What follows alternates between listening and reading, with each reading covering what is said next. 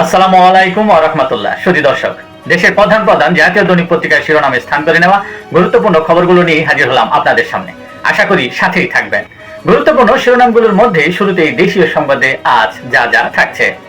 রাষ্ট্রপতির পদে ভেবেচিন্তে সিদ্ধান্ত বিএনপির। আজ বা কাল বঙ্গভবন ছাড়বেন রাষ্ট্রপতি শাহাবুদ্দিন আহমেদ। নতুন রাষ্ট্রপতি সেপ্টেম্বরে, সে পর্যন্ত ভারপ্রাপ্ত রাষ্ট্রপতির অফিস করবেন স্পিকার হাফিজ উদ্দিন। আলোচনায় সাবেক রাষ্ট্রপতি মোহাম্মদ শাহাবুদ্দিনের দায়মুক্তি ও বিচারের। রাষ্ট্রপতির দায়িত্ব পালনে আজ বঙ্গভবনে যাবেন হাফিজ উদ্দিন, থাকবেন স্পিকারের বাসভবনেই।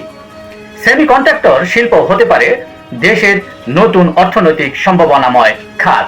গতকাল এক অনুষ্ঠানে একথা বলেন প্রধানমন্ত্রী তারেক রহমান।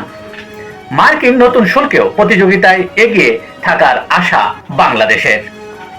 দুই পেশ কর্মকর্তা নিয়োগ প্রসঙ্গে জয় সোয়াল বলেছেন, সম্পর্ক এগিয়ে নিতে বাংলাদেশের হাইকমিশনের সঙ্গে কাজ করার অপেক্ষায় আছি।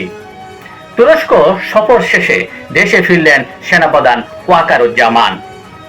মালদ্বীপের প্রেসিডেন্টের সাথে সৌজন্য সাক্ষাৎ করেছেন পররাষ্ট্রমন্ত্রী ডক্টর খলিলুর রহমান। বাড়ছে সরকারি কর্মচারীদের প্রতীক্ষা। প্রশাসনিক পর্যালোচনার বৃত্তে আটকে পে স্কেল। দেশের মানুষের একটাই চাওয়া, গণভোটের রায় বাস্তবায়ন। সিলেট জনসভায় একথা বলেছেন জামায়াতের আমির ডক্টর শফিকুর রহমান। 30 বছরে ঢাকা নির্মাণ বেড়েছে 188%। ড্রেন থাকলেও নেই টেকসই সমাধান। মাত্র 20% বাসিন্দা পাইপলাইন ভিত্তিক সুয়ারেজ নেটওয়ার্কের আওতায় এবং কার্যকর মল বর্জ্য ব্যবস্থাপনায় সুবিধা পায় মাত্র 2% মানুষ। এমন তথ্য উঠে এসেছে বিশ্ব ব্যাংকের প্রতিবেদনে। দেশের প্রধান প্রধান জাতীয় দৈনিক পত্রিকার শিরোনামে স্থান করে নেওয়া আন্তর্জাতিক খবরে আজ যা যা থাকছে। ভারতের দিল্লিতে আন্দোলনের মুখে পদত্যাগ করলেন শিক্ষামন্ত্রী। কর্মসূচি প্রত্যাহার ককরোচ জনতা পার্টির। 3 দাবি মেনে নিয়েছে সরকার। প্রশ্ন হচ্ছে, একজন মন্ত্রীর পদত্যাগ কি মোদির সংকট কাটাতে পারবে? বড় যুদ্ধের দিকে যাচ্ছে মধ্যপ্রাচ্য। ইরানে এবার কুয়েত ও বাহরাইনের হামলা।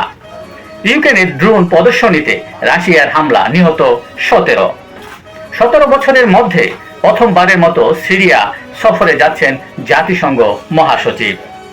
ভয়াবহ দাবানলের কবলে ফ্রান্স ও স্পেন, আগুন ছড়াচ্ছে শহরের দিকে। ভারতের আসামে ভয়াবহ বন্যায় 61 জনের প্রাণহানি।